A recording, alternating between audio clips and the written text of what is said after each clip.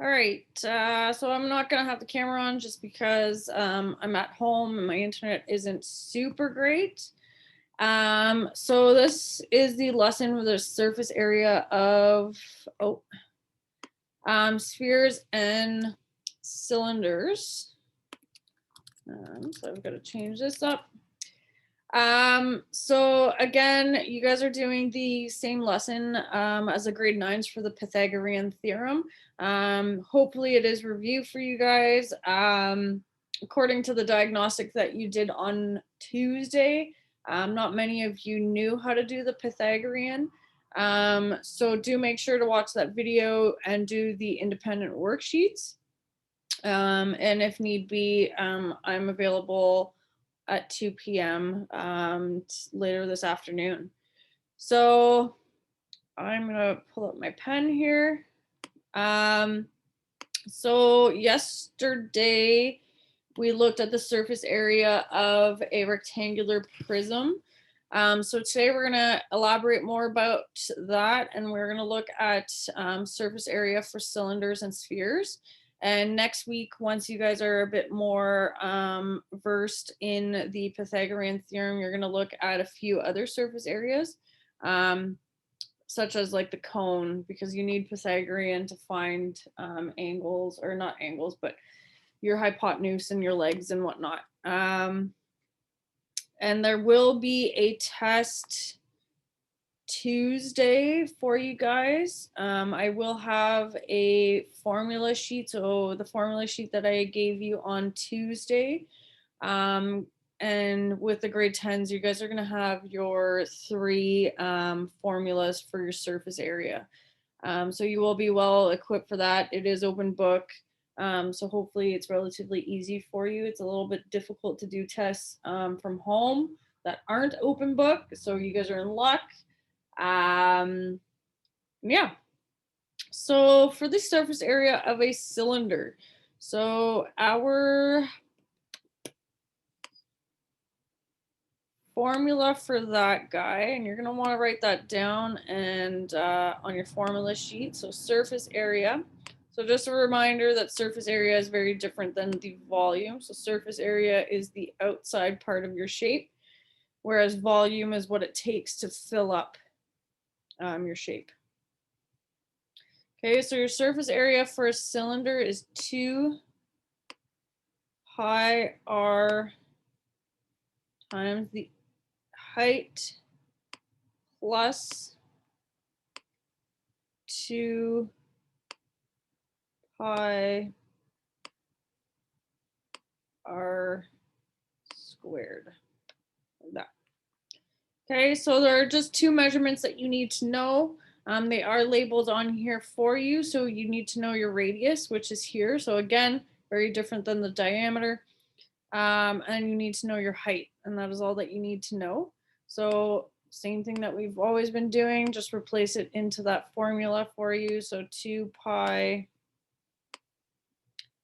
times 22, so the radius, times 36, so your height,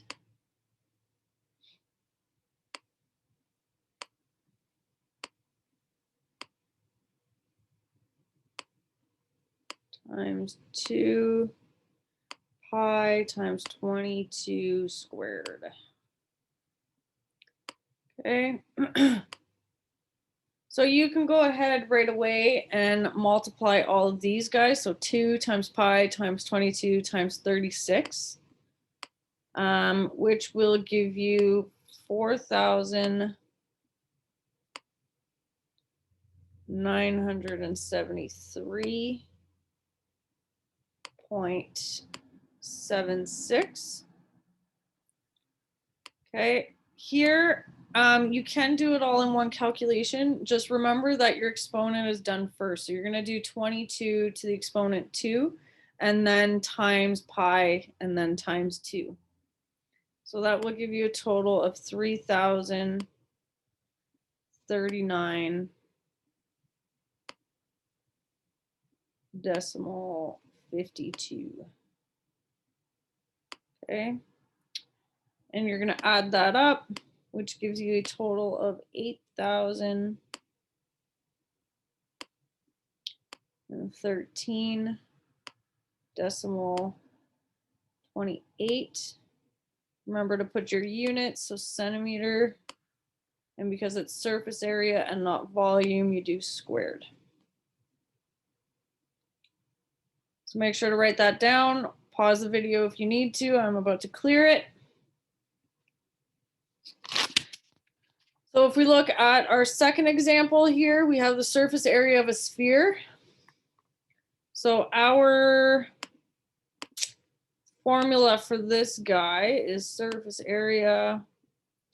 So a good example for a sphere would be like, how much leather do we need to cover the surface of a basketball? Okay, volume would be along the lines of how much air do we need to fill up the basketball? Okay, so our formula is 4 pi r squared. So it's a little bit simpler. All you need to know is your radius. So in this case, our radius is 4.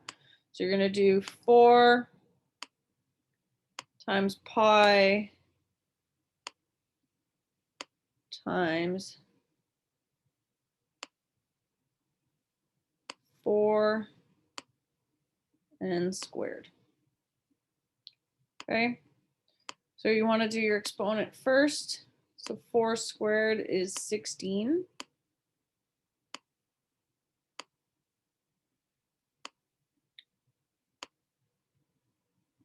Okay, and you're going to multiply them all together. So 4 times pi times 16 leaves you with 201.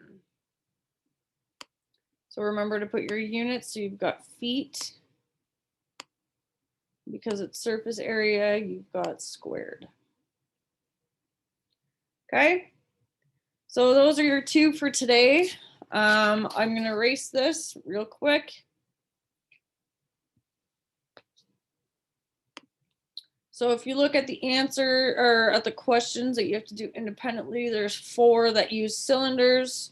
It does give you the answer for a few of them, not D though. So if you don't come up to that answer, maybe you're doing something wrong and you just got to kind of try again. Same thing with the spheres here. There's 3 of them that are giving you the answer. I do want to see work though, so don't go and just write the same answer over again. It's not going to do anything for you. Okay. And then besides that, you've got your Pythagorean worksheet that you have to work on.